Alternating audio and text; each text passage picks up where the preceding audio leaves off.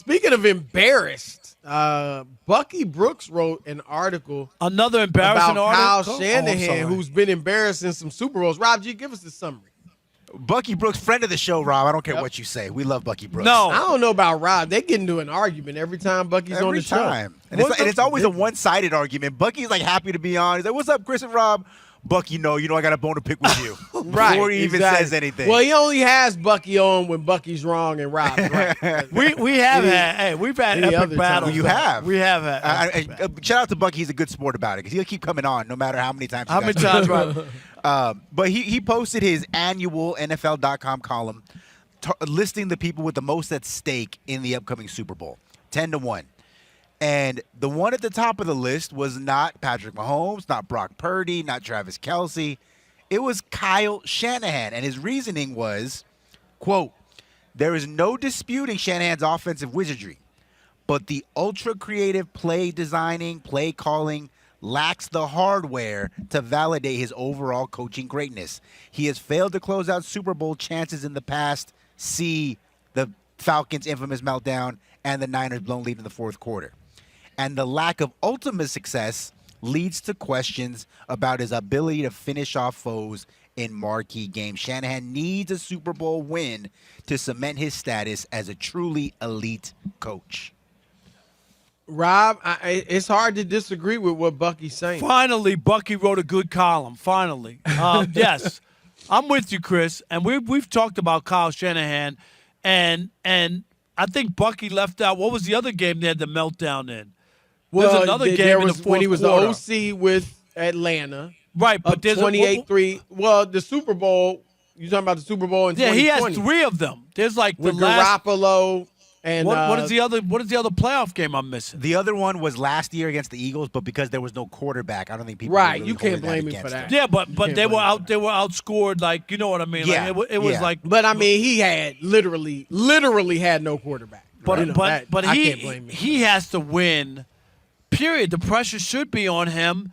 And if he doesn't win and you're the 49ers ownership and management, you got to start looking. I understand, Chris, about winning 12 games and being relevant and all that.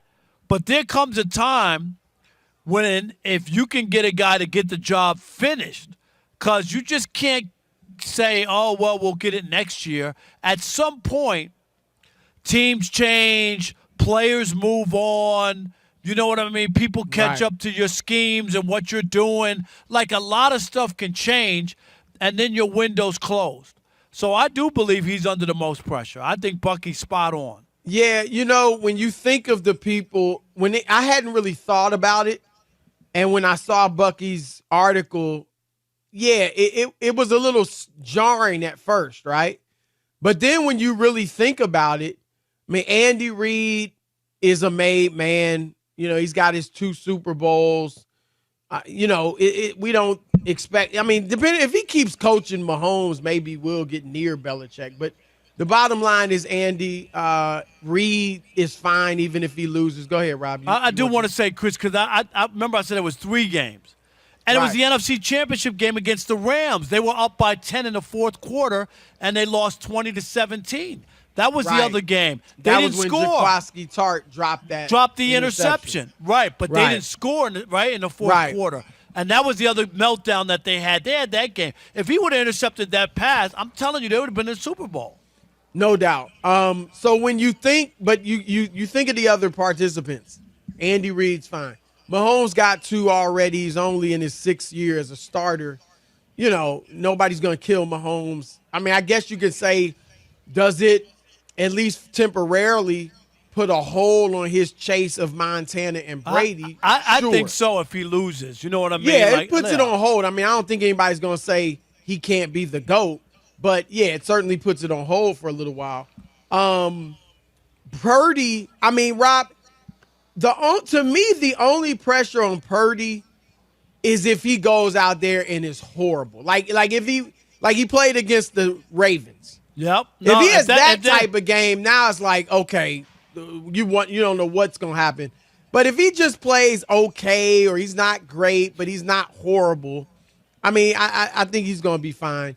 So, and, you can go on and on. So I agree. I do think the most pressure is on Kyle Shanahan, Rob. And their philosophy is get you a quarterback who's not making a lot of money, right? So Garoppolo, yeah, at one point he was the highest paid quarterback ever, but over time that dissipated. They draft Trey Lance thinking, hey, we got a guy on the rookie scale. He didn't turn out to be anything, but they got Brock Purdy. They're paying Purdy like $800,000 a year, $850, something like that. And that has allowed them, Rob, to build around Purdy. That's why they have these great players around him.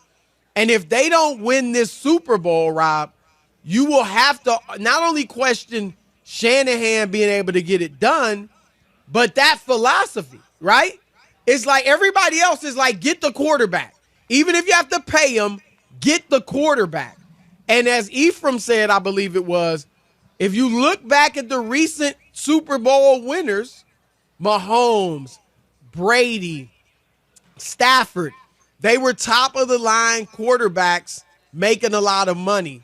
And so the Niners are going in the opposite way to try to get a Super Bowl. And maybe it might not I think work. That's on right. Maybe their way and what they thought they were doing, Chris, because I said this before when they talk about, in order to win, you need to have a quarterback not making any money. They went all in on Stafford. They gave up the picks, Chris. They paid him a lot of money, and they got what they wanted. They might have never win again, the Rams, and they might never be good. But they got what they wanted, which was a Super Bowl, and they did it their way, and they paid the guy and gave up picks. What was their mantra? F the picks. Remember that? Right. And now they had a decent year. They came on strong at the end, and next year they should be pretty good with some of these young players. But, yeah, you got to capitalize because this is nice that the Niners have been, really great good for the last several years, getting to the NFC title game a lot. But you got to cash that check at some point. And here's the number about Kyle Shanahan, Chris, between the Super Bowl with the Falcons and the Super Bowl with the what was the other one? The second one, but Kyle Shanahan, Niners and the Chiefs. With the Niners, right? His teams, Chris, have been outscored 46-0 in fourth quarter and overtime. That's part of it in those two Super Bowls. 46-0, yeah. 46-0 in the fourth quarter and And we saw with Atlanta. I mean, he wasn't the head coach, but he was making the offensive He was calling night. Right. I mean, he just shifted his whole, strategy. It happened in that Super Bowl with Chris when they started throwing the ball in the fourth quarter against the Chiefs. It was the same exact thing. Like they were running the ball with success. Yes. And the clock was ticking. They were running on the Chiefs. You're absolutely right. And then all of a sudden, they decided that they were going to pass. And I was like, you're stopping the clock, incompletes.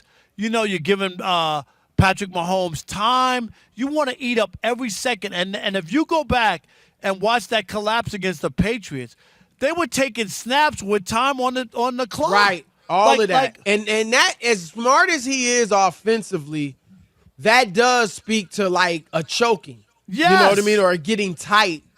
And he's gonna have to overcome that. There's no ifs, ands, or buts about it.